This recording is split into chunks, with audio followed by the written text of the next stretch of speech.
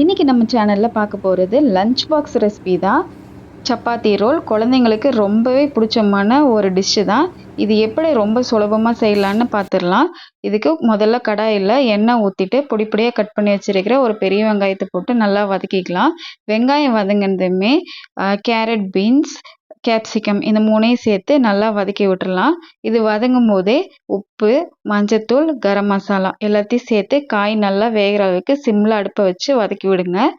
இது வெந்துட்டு இருக்கும் போதே கூடவே ஒரு ஸ்பூன் இஞ்சி பூண்டு பேஸ்ட்டும் இது கூட சேர்த்துருங்க. நல்லா காய் வதங்கட்டும்.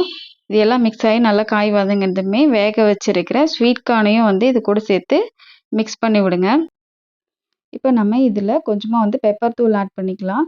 பெப்பர் தூள் ஆட் பண்ணிவிட்டு கொஞ்சமாக கொத்தமல்லி தழையும் சேர்த்துட்டு நல்லா மிக்ஸ் பண்ணி விட்டுட்டு இது ஒரு சைடில் வச்சிடலாம்.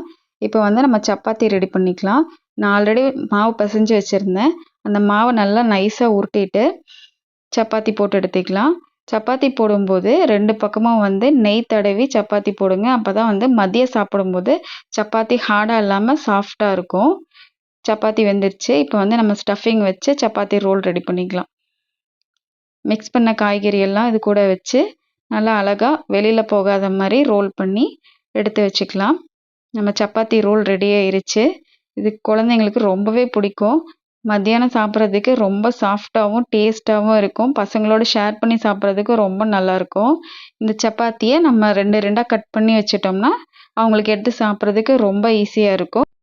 இந்த ரெசிபி உங்களுக்கு பிடிச்சிருந்ததுன்னா நம்ம சேனலுக்கு சப்ஸ்கிரைப் பண்ணுங்கள், லைக் பண்ணுங்கள், ஷேர் பண்ணுங்கள். தேங்க்யூ. நாளைக்கு மறுபடியும் இன்னொரு லஞ்ச் பாக்ஸ் சீரீஸில் மீட் பண்ணுறேன். பாய்.